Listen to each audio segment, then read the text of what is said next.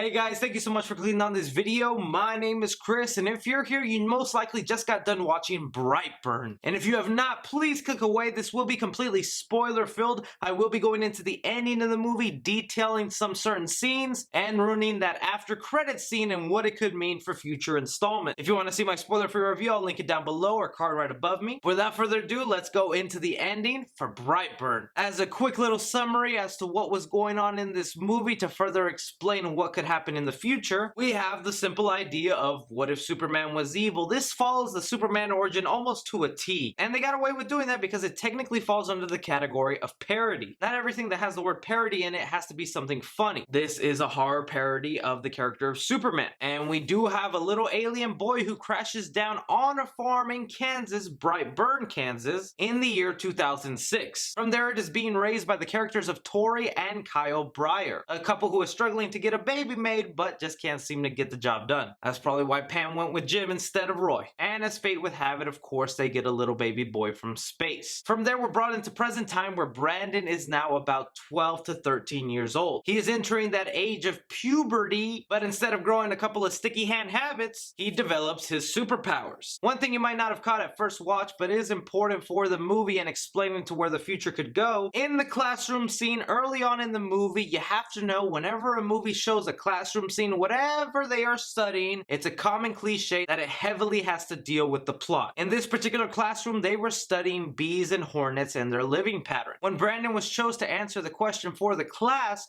he goes into elongated explanation about hornets and bees. But the important thing he says here is that some hornets leave their babies to be raised by weaker bees, and then they later come back for them to go out in the wild and prey while the bees stay behind and pollinate. This explains why Brandon was brought to Earth, because we don't get the whole Krypton is exploding, so the parents sent him over here to keep him safe. This is the movie hinting to you where Brandon is coming from and his purpose for being here. The aliens are a dominant species, much like the metaphor of the hornets to bees, and as the dominant species, they don't have time to raise a kid, so they shoot him to Earth to be raised until he's eventually strong and can take over the Earth for them. That is the message that was basically given to Brandon every time he was approaching the ship, repeating the words, "Take them all." After that, though, the movie does become a predictable pattern of just Brandon being bullied, Brandon taking care of the bully, Brandon being bullied, Brandon taking care of the bully. A lot of great deaths in this movie. So happy that they showed all the gore. Gotta say, my favorite one is probably the cafe scene. I love the POV shot and what they did with that bloody glass eye. Also, that effect that maybe wasn't completely practical, but still looked good, of the uncle and his jaw being completely open, and the sad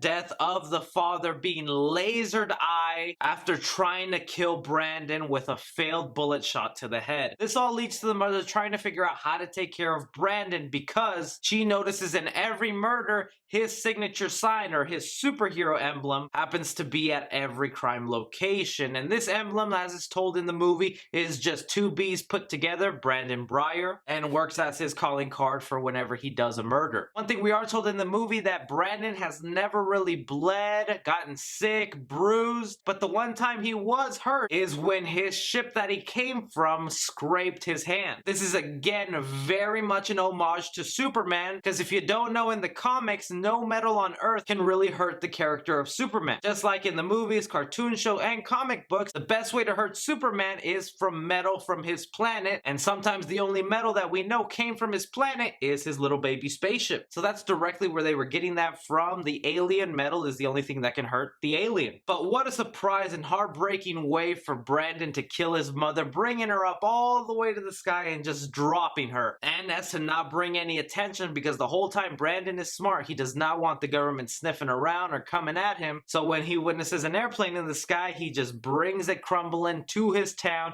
to explain all the deaths around him, ending the movie with him alive but everyone around him dead. Now, this obviously does tease a possibility that the movies can continue on, and I'm sure they will if they make money, but the biggest hint to what the movies could be about from here on out is basically an evil Avengers. In the post-credit scenes, you have Michael Rooker, who is basically doing his best Alec Alex Jones impression, talking about all these mysterious things that have been happening and the emblem of Brandon being involved and some cell phone footage of him, really building the conspiracy theory that this guy is out there. But he does not stop there and brings up a whole bunch of other people that are also rumored to be around causing havoc with superpowers. We get to look at one character that looks to be underwater, so I guess that's the parody of Aquaman. One of the costumes heavily looking like the James Gunn movie Super, and since James Gunn did produce this, that could just be a little Easter egg he threw in there. And the main one that was being talked about is a woman who was just strangling people, kind of ghost looking like lady. So what this all is hinting to is basically a cinematic universe